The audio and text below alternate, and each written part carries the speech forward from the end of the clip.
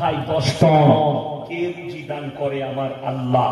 3 ভাগ প্রাণীকে আমি বিনা পরিশ্রমে সমুদ্রের তলে রুজি দান করি। তুমি বিশ্বাস করো না যে আমি আল্লাহ রুজি দিই? তোমার পেটের সন্তান, একটা বাচ্চা আছে 5 বছরের, 5 মাস আগের ঘটনা। একজন মোবাইলে দিয়েছিল, খবরে চাউর হয়েছিল, একজন মা, তার 5 বছরের বেটা আছে, তার কোলে একটা মেয়ে হয়েছে। মেয়েটাকে ঘুম পড়িয়েছে, 3 মাসের বাচ্চা। মা পাতলা কাপড় ঢাকা দিয়েছে, বাচ্চা ঘুমাচ্ছে, মা রান্নায় ব্যস্ত। বাপ এসছে বাড়িতে, বাড়ির ভেতরে কামরার ভেতরে ঢুকেছে, ঢুকে মেয়ের চেহারাটা দেখেছে, তাকে ঘৃণা লেগেছে। আমার মেয়ে হয়েছে। মেয়ের পাটা ধরে জায়গা দিয়ে পানিতে ছুড়ে দিয়েছে, পেছনে পুকুর ছিল, বাচ্চাটা মারা গেছে। তাকে পুলিশে অ্যারেস্ট করেছে। আমাদের অনেক মা, অনেক যুবক মনে করে আমি তো আমার স্ত্রীর পেটের বাচ্চাটা নষ্ট করেছি, মার্ডার করেছি। পৃথিবীর কেউ জানে না, আমার পরিবার জানে না, আমার সমাজ জানে না, আমার মা বাপ জানে না, আমার শ্বশুর শাশুড়ি জানে না। আমরা খালি স্বামী স্ত্রী জানি। কি করে মানুষ করবো? একটা আছে, আবার একটা এসছে, একে মার্ডার করে দাও, একে ওষুধ দিয়ে ইনজেকশন দিয়ে নষ্ট করে দাও। তাকে নষ্ট করা হলো। আপনি ভাবলেন নদ নদী নালায় রক্ত পানি হয়ে নেমে গেছে, পৃথিবীর কেউ জানে না। কোরআন সূরা আল ইমরানের 1ম পৃষ্ঠা, ইন্নাল্লাহা লা ইয়াখফা আলাইহি শাইউন ফিল আরদি ওয়ালা ফিস সামা। আমার নবী বলে দাও, আসমান আর জমিনের মধ্যে যা কিছু আছে, কোন জিনিসটা আমার আল্লাহর কাছে গোপন নেই। জোরে বলুন সুবহানাল্লাহ। আর যারা ভাবছেন পৃথিবীর কেউ জানে না, কেউ জানতে পারেনি, আর এটা তো পানি হয়ে নেমে গেছে, রক্ত হয়ে নেমে গেছে, পায়খানার চেম্বারে চলে গেছে, নদ নদী নালায় বয়ে গেছে, ওটা আর কেউ জানে না। আল্লাহর কসম, আজকে তোমার মনে যে প্রশ্ন জেগেছে, 1400 বছর আগে বেঈমান আর কাফেররা রাসূল আকরাম সাল্লাল্লাহু আলাইহি ওয়াসাল্লাম এই প্রশ্নই করেছে, হে নবী, মানুষ তো মারা যায়, মানুষ মারা গেছে, দুনিয়া ছেড়ে চলে গেছে, মানুষ মাটির সাথে মিশে যায়, মানুষ ছাই হয়ে যায়, পানির সাথে মিশে যায়, আল্লাহ কেমন করে আবার তাদেরকে দাঁড় করাতে পারে? আমার আল্লাহর সঙ্গে সঙ্গে কোরআনে কসম খেলেন, হে নবী, বেঈমান কাফের দিকে বলো আমি কসম খাচ্ছি কিসে?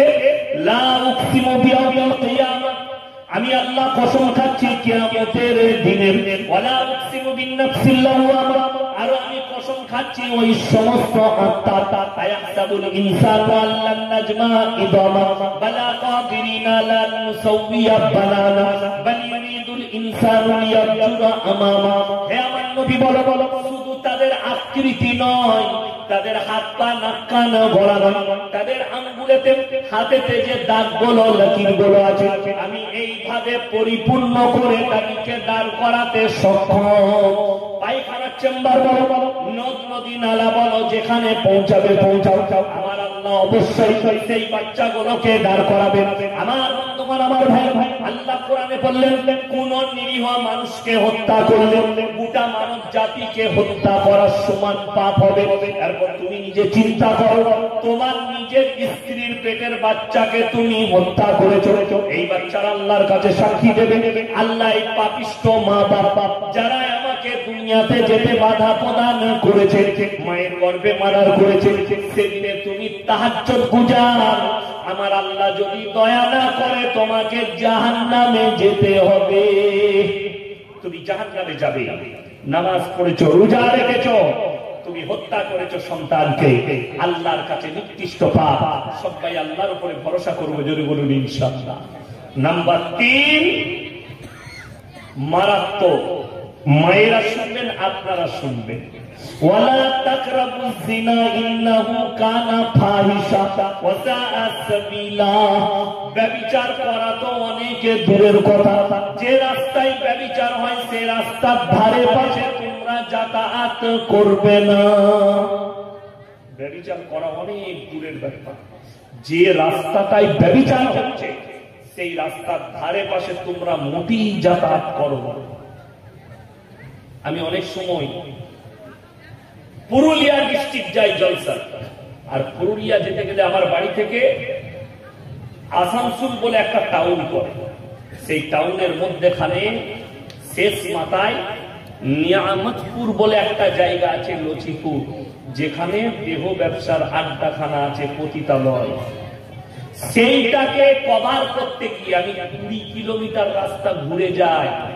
2 কিলোমিটারের জন্য 20 কিলোমিটার ঘুরে ঘুরে যাই। কেন? কোরআনের কথার উপরে আমল করতে হবে। আমি এই মাসখানেক আগে আমার স্ত্রীকে নিয়ে বর্ধমান টাউনে গিয়েছিলাম। তো ডাক্তারে বললে রক্ত পরীক্ষা করতে হবে। যেখানে রক্ত পরীক্ষা করবো গাড়ি যাবে না, 4 চাকা। আমি টোটো করে গেলাম। টোটোওয়ালাকে বললাম নিয়ে চলুন। তো টোটোর এখন টাউনে ভাড়া হচ্ছে 10 টাকা, তো তাকে 20 টাকা দেবো। তো বর্ধমানে একটা ওইরকম নিষিদ্ধ পল্লী আছে, তার পাশ দিয়ে গেলে শর্টে চলে যাবে। তো আমাকে ওই দিকে নিয়ে যাচ্ছে। আমি ওই দিকে যাবি? বলে কোন দিকে যাবো দাদা? আমি ওই দিকে ঘুরে ঘুরে চল, করজেন গেট দিয়ে। বলে অনেক দূর, 2 কিলোমিটার ঘুরতে হবে। আমি তোকে 200 টাকা দেবো, 150 টাকা দেবো, যা চাইবি তাই দেবো, তোকে টাকা দিয়ে দেবো, কিন্তু তোকে ওই দিকে ঘুরিয়ে যেতে হবে।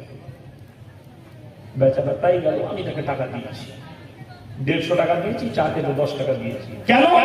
কোরআনের কথার উপরে যখন আমার বিকল্প রাস্তা আছে, ওই রাস্তা দিয়ে আমার যাতায়াত করা যাবে না। আল্লাহ বলেছেন নিকৃষ্ট পাপ জিনা করা। মুমিনদের আল্লাহ আখলাক বর্ণনা করতে গিয়ে আল্লাহ বলেছেন ইল্লা আলা আজওয়াজিহিম আও মা মালাকাত আইমানুহুম ফাইন্নাহুম গায়রু মালুমিন। পুরুষরা শোনো, তোমরা তোমাদের স্ত্রীর সঙ্গে সৎ ব্যবহার করো। স্ত্রী ছাড়া যদি অপর নারীর সঙ্গে পরকীয়া করো, সম্পর্ক রাখো, তারা হবে সীমা লঙ্ঘনকারী। আর আমি আল্লাহ সীমা লঙ্ঘনকারীকে জাহান্নামে নিক্ষেপ করব। সীমা লঙ্ঘনকারী আমার ভাই, পর্দা ইসলামে ফরজ না? ফরজ নয় বাবা, ফরজ। আজকে আপনারা একটা ফরজকে কেটে দিয়েছে। কি বলি তো? এই যে মহিলাদের এত ছোট প্যান্ডেল করেছে, হারাম, পুরো ঢেকে দিতে হবে, পুরো ঢেকে দিতে হবে। এইভাবে কোনদিন জীবনে আর প্যান্ডেল করবেন না। আমাকে দাওয়াত দিন, বাকি আপনার কে বলবেন আমি জানি না। আমি প্রতিবাদ করে গেলাম, নারীদের জন্য পর্দা ফরজ। পরপুরুষের কাছ থেকে পর্দাটা না জানার কারণে আজকে আমাদের, আপনাকে ইমানদারির সঙ্গে বলছি, একটা যদি বলেন কোরআনে কোথায় আছে? অনেক মেয়েদের প্রশ্ন, কোরআনে আছে হে নারী, তুমি পর্দা নির্ধারিত করো, তোমরা কোনদিন ধর্ষিত হবে না, লাঞ্ছিত হবে না। আপনারা বলুন, একটা পালস চকলেটের দাম কত বাবা? কত বলো কত? একটা পালস চকলেটের দাম কত জানেন না? 1 টাকা। কত?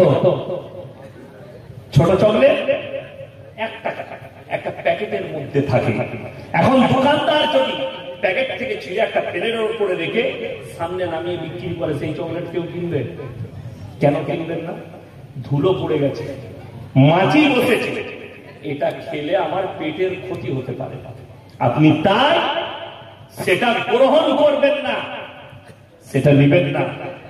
একটা মানুষ সে 1 টাকা চকলেটের মূল্য বুঝলো, নিজের বিটির ইজ্জতের মূল্য বুঝলো না, নিজের বিবির ইজ্জতের মূল্য বুঝলো না, নিজের বোনের ইজ্জতের মূল্য বুঝলো না, যে পর্দা কতটা গুরুত্বপূর্ণ জিনিস।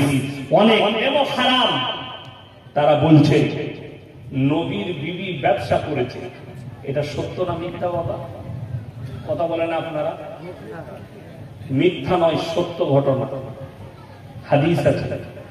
নবী এবং সাহাবীদের বিবিরা ব্যবসা করেছেন। সবাই শুনে যান হাদিসটা। আল্লাহ রাসূল সাল্লাল্লাহু আলাইহি সাল্লামের প্রথম বিবি হযরতে খাদিজাতুল কুবরা রাদিয়াল্লাহু তাআলা আনহা আর দুনিয়া একটা বড় ব্যবসায়ী ছিলেন। ব্যবসা কতদিন করেছে? কতদিন ধরে করেছে? যতদিন পর্যন্ত পর্দা ফরজ হয়নি। যেদিন থেকে পর্দা ফরজ হয়েছে, আল্লাহ রাসূলের সহিহ হাদিস, সেই দিন থেকে সাহাবী এবং নবীর বিবিরা পায়ের লোকটা পর্যন্ত পর্দা থেকে আর বার করেনি। জোরে বলুন সুবহানাল্লাহ। এটা হচ্ছে নবীজি পর্দা ফরজ হওয়ার পরের হাদিস। আর পর্দা ফরজ হয়নি তখনকার হাদিস হচ্ছে মেয়েরা তখন ব্যবসা করেছে, মহিলারা, তখন তো পর্দা ফরজ হয়নি। কিন্তু পর্দা ফরজ অনেকজন মনে করে যে না, যখন নবীর বিবি ব্যবসা করেছে তখন এখনকার মেয়েরাও ব্যবসা করতে পারে। হারাম। কেন?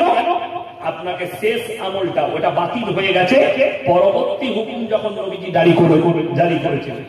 আপনারা জানেন মদ একবারে হারাম হয়নি,